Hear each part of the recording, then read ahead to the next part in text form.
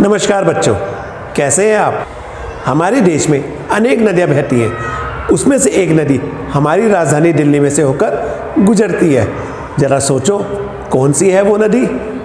बिल्कुल ठीक, वो है हमारी यमुना नदी। तो क्या बच्चों, घर में रखे सामान से क्या आपने कोई नदी बनाने का प्रयास किया है? चलो आज हम मिलके घर में आसपास के सामान के प्रयोग से एक नदी बनाने का प्रयास करते हैं। आइए बच्चों, अब हम तैयार करेंगे नदी का 3D मॉडल। जिसके लिए हमें क्या क्या चाहिए? हमें चाहिए cardboard, Fevicol, foil paper, tissue paper, colour और ब्रश। हमें कार्डबोर्ड पर फॉइल पेपर के छोटे छोटे रोल बनाने हैं और उसे फेविकॉल की सहायता से इस तरह से सेट करना है। ये देखिए, जैसा कि आप वीडियो में देख रहे हैं, फॉइल पेपर के रोल कार्डबोर्ड पर चिपका दिए गए। अब हमें टिश्यू पेपर लेना है और टिश्यू पेपर को फॉइल पेपर और कार्डबोर्ड पर फेविकॉल की सहायता से चिपका देना है। ये देखिए। और बच्चों, हम नदियों के महत्व के बारे में तो अच्छे से जानते हैं।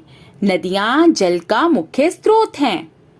नदियां कृषि सिंचाई के लिए बहुत आवश्यक हैं और नदियों पर बांध बनाकर बिजली भी बनाई जाती है बच्चों। ये देखिए, अब हमने टिश्यू पेपर लगा दिया और अब हम ब्रश से कलर करेंगे। पूरे कार्डबोर्ड पर हमें इस तरह से कलर करना है। कुछ ही मिनटों में हमारी नदी तैयार होने जा रही है बच्चों। और बच्चों, आपको मालूम है, नदियों से रिवर राफ्टिंग और बोटिंग जैसे पर्यटन उद्योगों को भी बढ़ावा मिल रहा है। हर नदी की अपनी ही एक गाथा है बच्चों। हर नदी एक सभ्यता को जन्म देती है, उसका लालन पालन करती है। ये देखिए, हमारा मॉडल भी तैयार होने जा रहा है। हमने पूरे कार्डबोर्ड पर इस तरह से रंग से इसको सजा दिया। और बच्चों, आपके घरों में पेड़ पौधों से कुछ पत्तियां होंगी जो गिर जाती हैं जमीन पर। उन्हीं पत्तियों को लेकर हमें इस तरह से मॉडल पर लगा देना है। देखो बच्चों, हो गया हमारा मॉडल तैयार। बच्चों, हमारी यमुना नदी गंगा नदी की सबसे बड़ी सहायक नदी है और यह नदी यमुनोत्री से निकलते हुए उत्तराखंड में प्रयागराज में संगम में गंगा नदी से मिलती है। बच्चों, कभी साफ, निर्मल और अविरल बहने वाली हमारी यमुना नदी आज दुनिया की सबसे बड़ी प्रदूषित नदियों में से एक है। और बच्चों, इसके लिए कई कारण उत्तरदायी हैं व जिम्मेदार हैं। पहला कारण दिल्ली और उसके आसपास के उद्योगों से निकलने वाला कचरा और रसायन जो यमुना में गिरता है।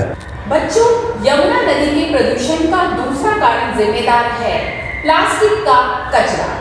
यमुना नदी के आसपास रहने वाले स्थानीय लोग नदी में प्लास्टिक का कूड़ा जैसे प्लास्टिक की थैलियां, बोतल व अन्य टूट फूट का सामान नदी में बहा देते हैं और हमारी यमुना नदी प्रदूषित हो जाती है। तीसरा, घरेलू अपशिष्ट पदार्थ। घरों से निकलने वाला अपशिष्ट पदार्थ जो नालों से यमुना नदी तक पहुंचता है और यमुना नदी को प्रदूषित करता है। और बच्चों, क्या आपको मालूम है, हमारे धार्मिक त्योहारों में कई मूर्तियों का विसर्जन किया जाता है। वो विसर्जन भी हमारी यमुना नदी को लगातार प्रदूषित करता जा रहा है क्योंकि इनमें प्रयोग किए जाने वाले रंग व सामान नदी में जहरीले रसायन छोड़ते हैं। बच्चों, यद्यपि हमारी सरकार यमुना नदी को बचाने के लिए कई प्रयास व कदम लगातार उठा रही है, लेकिन बच्चों, उसके लिए हमें स्वयं भी जानना होगा। हमारी भी नैतिक जिम्मेदारी बनती है कि हम अपनी यमुना नदी को बचाएं। नहीं तो बच्चों, वो दिन दूर नहीं जब यमुना नदी केवल और केवल एक इतिहास बनकर रह जाएगी। तो हमें स्वयं भी जानना है और अपने आसपास सभी को जगाना है। यदि अभी नहीं जागे तो अपनी यमुना नदी को कभी नहीं बचा पाओगे। तो बच्चों, आइए अब हम उन उपायों के बारे में बात करेंगे जो हमारी यमुना नदी को बचाने में हमारी सहायता करेंगे। जागरूकता अभियान। हम अपने आसपास सभी लोगों को जागरूक करें कि सप्ताह में एक दिन सभी यमुना की सफाई का प्रयास करें। मूर्तियों में बायोडिग्रेडेबल रंग का प्रयोग किया जाए। तीसरा, हमें कचरे का पुनर्चक्रण करना चाहिए जिससे नया कचरा उत्पन्न ही ना हो। चौथा उपाय, ज्यादा से ज्यादा सार्वजनिक शौचालयों का निर्माण किया जाए। पांचवा, सरकार को सीवेज सिस्टम और अपशिष्ट निवारण विधियों का कड़ाई से पालन करवाना चाहिए। तो आइए बच्चों, अब समय है हमारी शपथ का कि हमें ये शपथ लेनी है कि अपनी यमुना नदी को बचाने के लिए हम अपनी भागीदारी और अपनी जिम्मेदारी सुनिश्चित करें, जिससे कि हमारी यमुना नदी फिर से साफ, निर्मल और स्वच्छ हो जाए।